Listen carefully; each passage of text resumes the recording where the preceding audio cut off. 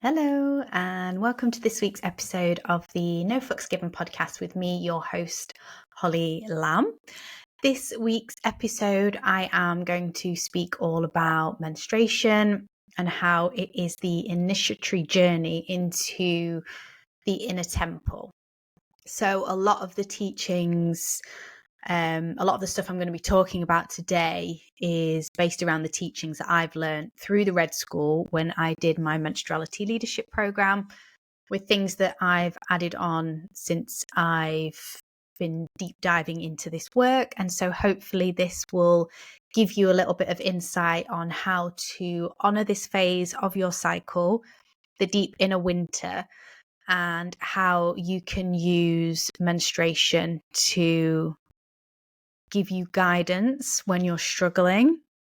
And as I'm on day 3 now, this is definitely something that I've been doing at the moment. So it's quite nice to talk about it now in real time.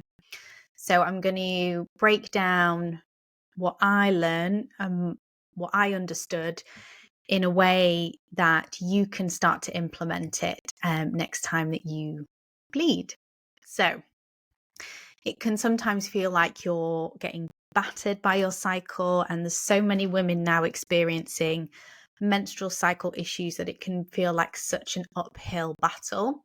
So this is why I want to discuss the menstrual cycle as your inbuilt spiritual practice that will help you drop into it and become more present with it, which will let you receive guidance from higher consciousness, from your intuition, from your higher self, whatever you want to call it. So menstruation is the death and rebirth process, and it marks the start and the end of your cycle. And throughout your cycle, there will be these little breadcrumb moments that will lead you to the initiation of your inner temple. And this will lead you to experience something called the 5 chambers of menstruation, which is something that I will dive into each one as we go through this episode. So the breadcrumb moments are things like the crossover into your autumn, when you start to face that inner critic.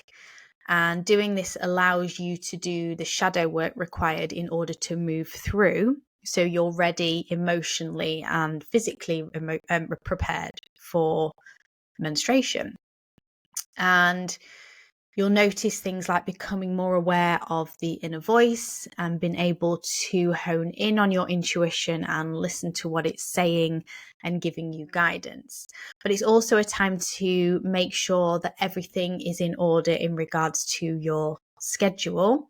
So if you know you're heading into your bleed, it's a really good time to carve out a few days where you don't have any meetings, you don't have anything planned, you aren't doing any big events or speaking on stage, because we definitely don't want to be in our depths of our bleed and our void and speaking on stage, because it can be quite overwhelming. There may be times where that is unavoidable, but if you can, try and schedule time at the time of your bleed, maybe 2 to 3 days, depending on what your schedule allows, to really just go inwards and be with yourself. You will start to feel called to go inwards, and you'll start to receive the knowledge and the wisdom that is going to come through when you start to bleed.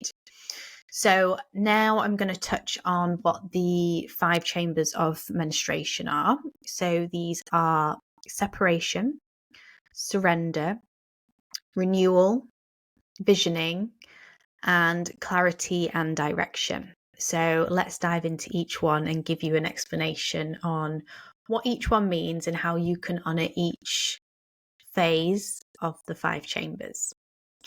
So first is the chamber of separation, and this is your call to retreat and enter the spiritual world. It's a time to really say no to the world and say yes to you. So really strong boundaries are required at this time, because you have to be able to hang out in the unknown, the void as it was, without looking for answers and just being. And it can be difficult to do that. And some women do find it difficult to do that, just being present and being here in the moment. But this is what the first chamber of separation calls you to do. And at this time, you can maybe feel detachment, like you want to spend a lot of time on your own. And if you do, that's completely normal. Feeling stillness, feeling like you're in a dream, or even bliss and joy can come up, and just a feeling of something greater is holding you. And perhaps at this time, old traumas or old thought patterns may start to resurface in the stillness, but it's a time to hold no judgment. You just have to notice. Just be and notice in the here and the now. And this is when I get a lot of my creative uploads rather than downloads. Elle says uploads, and I much prefer that because it's coming from me, because everything that we already know and everything that we already need to know is within us. So all these uploads start to happen. And as I'm on day 3 and I've moved through the 5 chambers, this has definitely happened while I was in separation. New ideas have come to me, and now I'm starting to put those into practice. So chamber 2 is the chamber of surrender. So this is a time to just drop everything, drop all agendas, rest, potter about, move at your own pace and do nothing. So this was definitely me on day 2. I was literally like nothing, I had nothing to do. I had a call in the morning, but I could just be there with my camera off, listening. I didn't have to interact if I didn't want to. I was just there. I was just being, I was just present, and I wasn't really doing anything. I potted about yesterday, made some food, and didn't do much else. And that was just lovely. And it's a time for trusting in your inner knowing. So like I said, everything you already need to know is within you, is deep within you. You just need to know how to obtain that information. And you can do that by surrendering and just being with you and your thoughts. Sometimes you can start to feel almost like you want to detox, like you're releasing. So releasing anything negative, any negative people, things, emotions, whatever it is. It's a time to detox and release and just to let them go. And during this time, grounding is essential so you can connect back to you.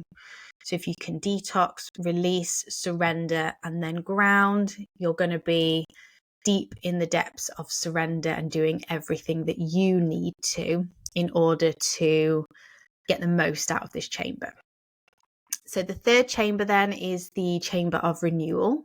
And this is where you feel like you've come back to yourself. You feel like you're receiving a big hug from the divine mother. But it's still a time to rest and just rest a little bit more and just be open to receive anything that comes your way. So in these first 3 chambers, it's very much a time of being with you, settling in, surrendering, but being open to receive anything that's coming through. So this is why I say the first 2 or 3 days of your cycle, days 1 to 3, once you start bleeding, if you can carve out that time, this is where you can really sit deeply into these 5 chambers and listen to what's coming up. But also in renewal, you can feel feelings of just general love and just general belonging, and a feeling that there is meaning in this crazy world that we live in, that there is more to this. And you do that by just being with you. So next we move into visioning. So this is where revelations can appear, and it's a time of deep introspection of kind of, why am I here? What am I here to do? What is my purpose? So if you're someone that's struggling with maybe a purpose, you feel like you're in a bit of a void about what to do with yourself, your life, whatever it is, then tapping into the chamber of visioning can be a really powerful tool in order for you to get clarity on where you're going next. So you still ask to surrender, but you're embodying the true presence of here and now. So we're surrendering, we're deep introspection, but we've been present with the here and now. And at this time, you can start to experience like pure ecstasy, and it just kind of pours out of you and to the other people around you. And the true vision of your purpose here at this time can appear to you, and you just feel really, really energized. You feel like the life is coming back into you and you're ready to step into action. But we don't want to step in just yet.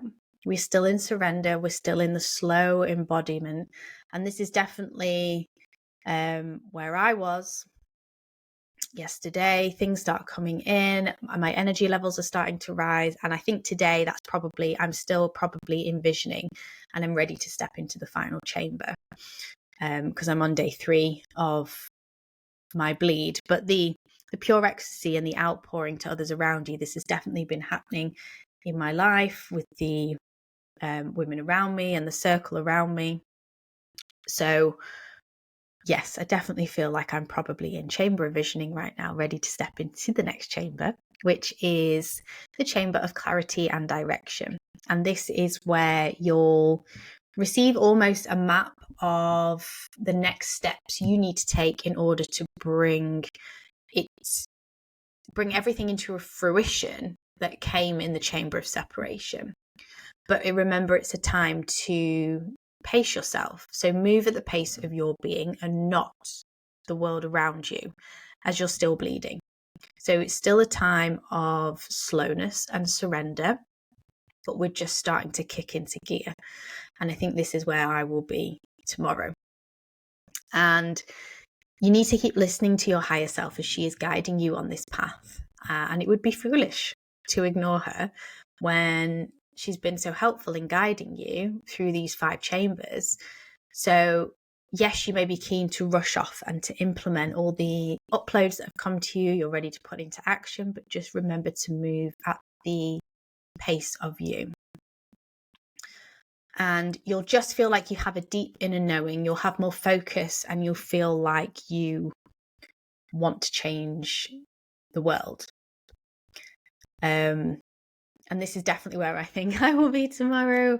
I definitely feel like I'm stepping more into action today, and I'm still moving at the pace of me and not with the pace that the world likes to dictate to us. Because if we try and remember that the world is geared towards men in the 24-hour cycle, not towards women in the 28-day cycle.